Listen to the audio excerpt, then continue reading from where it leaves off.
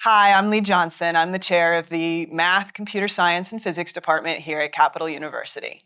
I'm David Reed, professor of computer science at Capital University.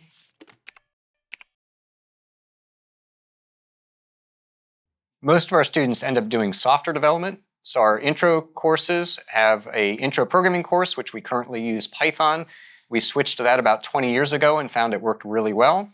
We then have a second course that uses a mixture of Python and C++ for our algorithms and data structures course. Those two courses sort of form the foundation for every other course. They're essentially the prerequisites for everything else.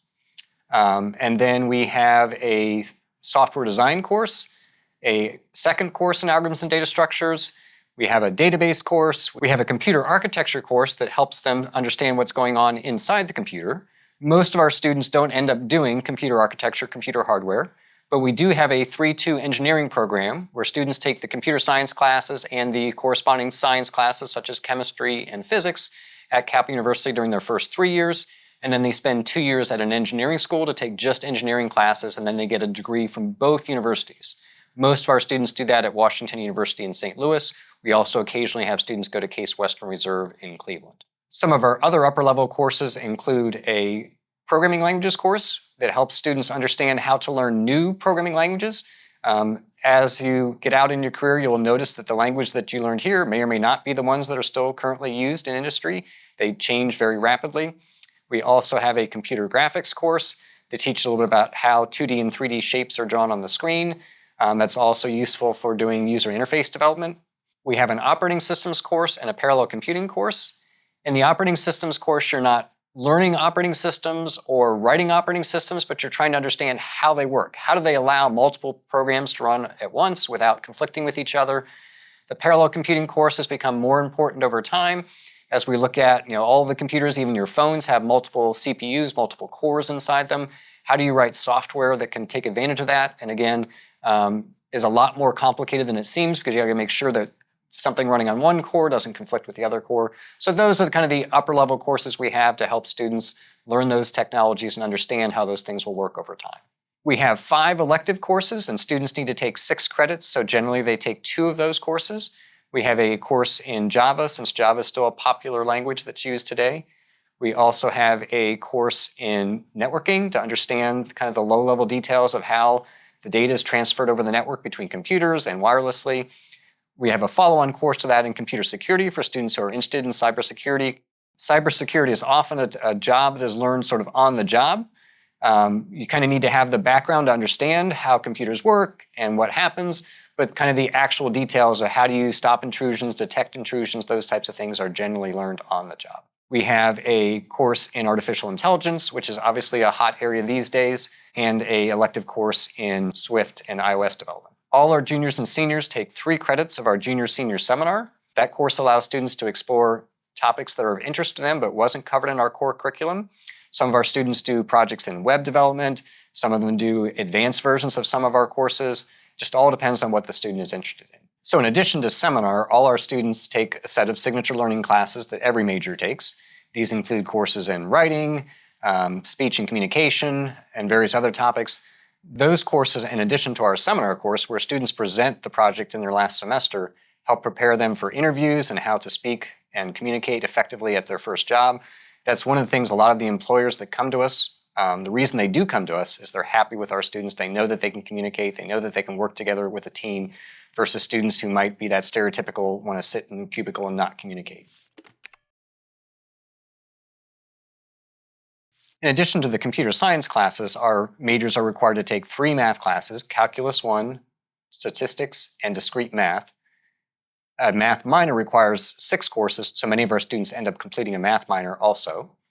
The major is structured in such a way that 1/3 of your classes are computer science classes, about 1/3 are the signature learning classes, and that leaves another 1/3 for whatever classes you want to take. As we mentioned, some students do a minor in math, some students do the data science minor, some students also will complete a double major in areas such as business and accounting.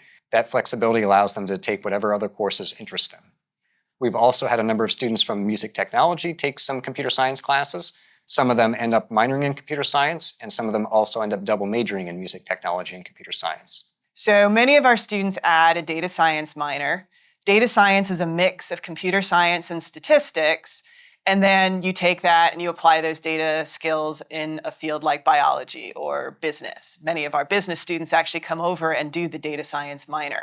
The data science minor consists of 2 courses in statistics, a computer science course, a course in databases, a course in data visualization, and a course in data science.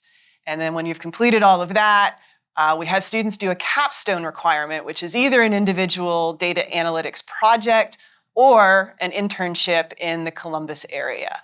We've had data science minor students do their capstone requirement at CODA, which is the local bus system. We've had a student do one at NetJets, which is a private plane company that's very big in town. We've had someone at Nationwide Children's Hospital. So there are many, many jobs right now in Columbus. Employers are looking for candidates who have these skills. Our students are really great candidates because in addition to having the computer science skills and the data science skills, they also have to take a core liberal arts set of courses like communication and writing. And so we've gotten a lot of great feedback from employers that our students can communicate clearly, and they really appreciate that our students have those skills. And so we've been very successful at getting students into positions in the Columbus area in data science or data analytics kinds of positions. One of the great things about being in Columbus is that even beyond Capital, there are lots of opportunities for education.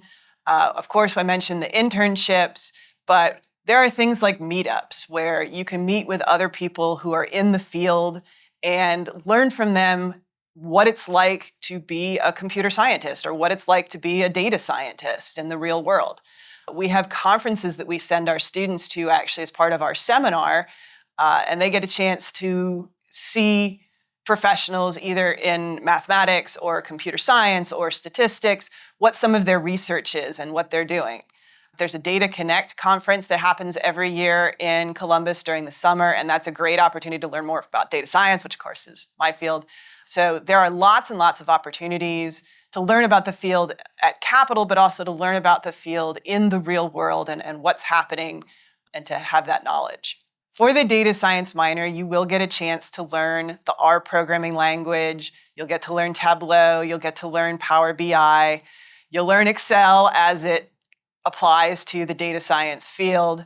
So you do learn a lot of different applications, although of course they're changing. So for example, in our data visualization class, you learn Tableau, you learn Power BI, but the focus is really not necessarily on the application or the technology.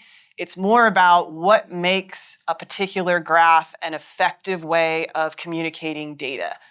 Data storytelling is very big these days. And so you learn those skills while at the same time learning actually how to do those graphs in Tableau or Power BI or Excel.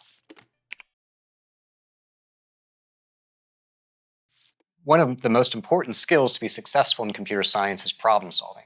It doesn't necessarily matter what courses you take in high school, as long as you develop those problem solving skills. Some of the things we often see in students that are successful is they like to understand how things work. They like to take things apart, figure out, look at them, put them back together. Those types of problem solving skills generally transfer directly to being successful in computer science. Some math problem solving skills will help. Doesn't necessarily mean you have to love math and be an expert at math, but they often are good complements of each other. But if you don't like math, it doesn't mean you can't be successful at computer science. What is important is you like the problem solving aspects of it. Most of our students end up working locally in various software development jobs. These can vary from some of the insurance companies in Columbus, such as Nationwide. Some of our students go to a local research lab called Battelle, but there's also hundreds of small companies that I've never heard of that students get jobs at. I'm always interested in finding out. A student say, oh, I got a job here, and I've never heard of that company, but then they end up hiring 2 or 3 of our students afterwards. There's lots of job opportunities here in Columbus, from insurance to banking to all kinds of other small companies. As I mentioned earlier, some of our students do the 3-2 engineering program if they're interested in hardware and engineering, where they spend 3 years here and then 2 years at Washington University in St. Louis. Some of our students also go on to grad school, some here in Ohio and some out of state. Most of them are completing master's degrees, but we have had 1 or 2 students in my time here complete a PhD.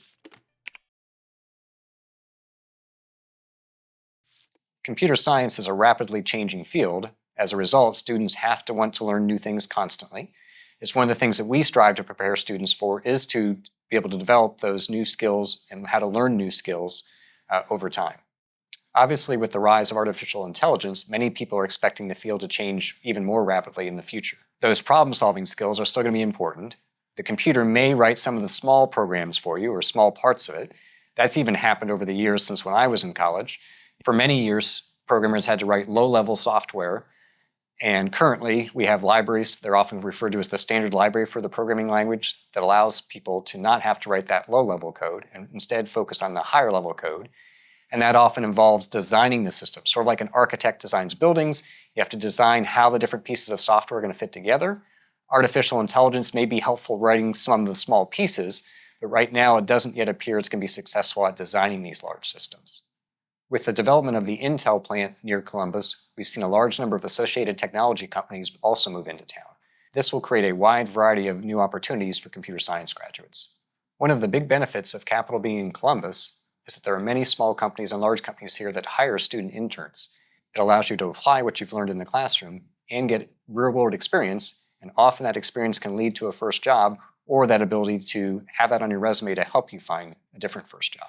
One of the wonderful things about Capital University is that we are a small school, so you have small class sizes. We have dedicated faculty who love teaching.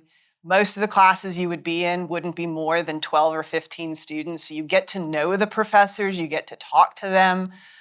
For our seminar, you actually work with one of our faculty members on your project. So there are lots and lots of opportunities to really get to know your professors and feel comfortable here and feel supported. We hope you find this video helpful in learning a little bit about our campus and our major and some of the opportunities that are available here for you. We look forward to hearing from you and welcoming you to our campus.